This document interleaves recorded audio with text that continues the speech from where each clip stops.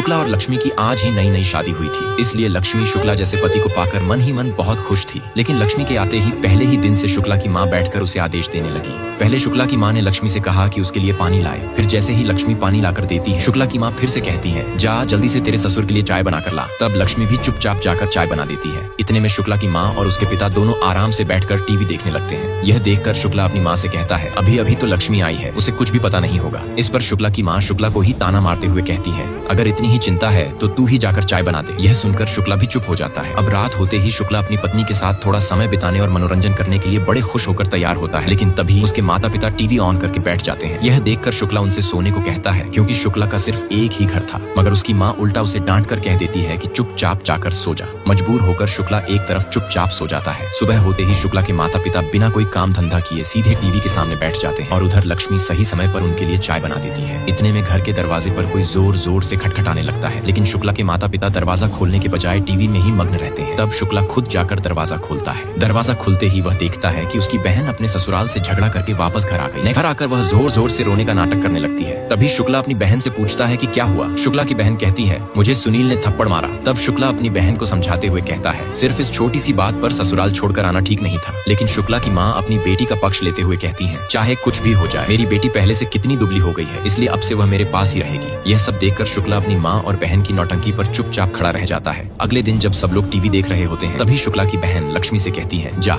मेरे लिए एक स्पेशल चाय बना कर ला, क्योंकि मेरा शरीर बहुत दर्द कर रहा है। यह सुनकर लक्ष्मी भी चुपचाप चली जाती है। उसी समय शुक्ला मन ही मन सोचता है, ये लोग लक्ष्मी को तो नौकरानी समझ रहे हैं। फिर रोज की तरह शुक्ला घर से ऑटो चलाने के लिए निकल जाता है। जाने से पहले वह अपनी पत्नी लक्ष्मी को देखता है और फिर ऑटो लेकर सवारी बैठाने चला जाता है। दिन भर ऑटो चलाकर किराया बटोरते बटोरते शुक्ला की हालत खराब हो जाती है। इधर उसकी माँ और बहन मजे से सेब खाते हुए बातें करती रहती हैं और उसके पिताजी आराम से बिस्तर पर सोते रहते हैं। तभी शुक्ला अपना मन हल्का करने के लिए पत्नी लक्ष्मी को फोन करता है, लेकिन फोन की घंटी सुनकर शुक्ला की माँ और पिताजी चौंक जाते हैं। जैसे ही लक्ष्मी फोन उठाती है, उसकी सांसें उस पर ऐसे घूरती रहती हैं जैसे वह कोई चोर हो। इस वजह से लक्ष्मी अपने पति शुक्ला से चैन से बात भी नहीं कर पाती। दिन भर काम करने के बाद जब शुक्ला अपना मन हल्का करने के लिए अपनी बीवी को फोन करता है, तभी शुक्ला की माँ आकर लक्ष्मी से फोन छीन लेती है और उसे घर का राशन लाने की बात कहती है। यह देखकर शुक्ला बहुत गुस्से में आ जाता है। अब रात को जब शुक्ला घर लौट रहा होता है, तो रास्ते भर अपनी लक्ष्मी के बारे में सोचकर बहुत खुश हो जाता है। उसी खुशी में जब रात को सब लोग सो जाते हैं, तो शुक्ला अपनी बीवी के साथ थोड़ा लूडो खेलने की कोशिश करता है। लेकिन तभी शुक्ला की बहन नींद से उठकर जोर जोर से रोने लगती है और ऐसा अच्छा अभिनय करती है मानो कोई छोटी बच्ची सचमुच रो रही हो। इस वजह से शुक्ला अपनी बीवी के साथ ठीक से मनोरंजन भी नहीं कर पाता,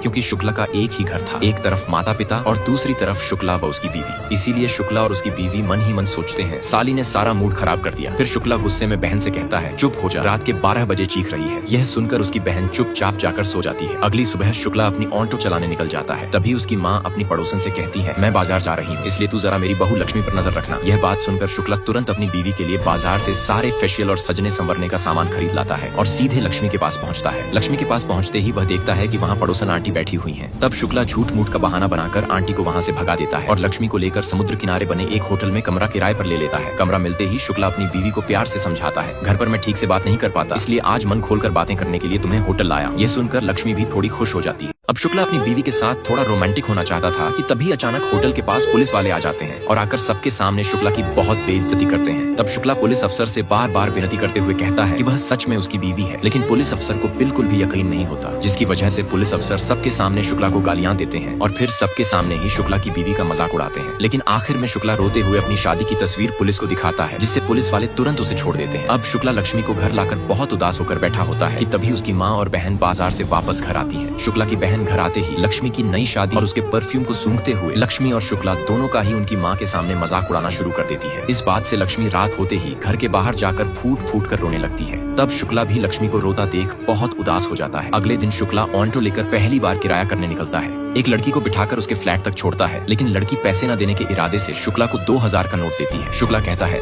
मैडम मेरे पास सुबह सुबह छुट्टे नहीं है। इस पर लड़की जानबूझकर झगड़ा करना शुरू कर देती है ताकि पैसे न देने पड़े। झगड़े को देखकर पास खड़े लोग शुक्ला की ही गलती समझकर उसे गालियां देते हैं और वहां से जाने को कहते हैं। नतीजा ये होता है कि शुक्ला को अपने पहले ही ग्राहक से पैसे नहीं मिलते और वह बहुत उदास हो जाता है। नेक्स्ट पार्ट के लिए लाइक और कमेंट करें।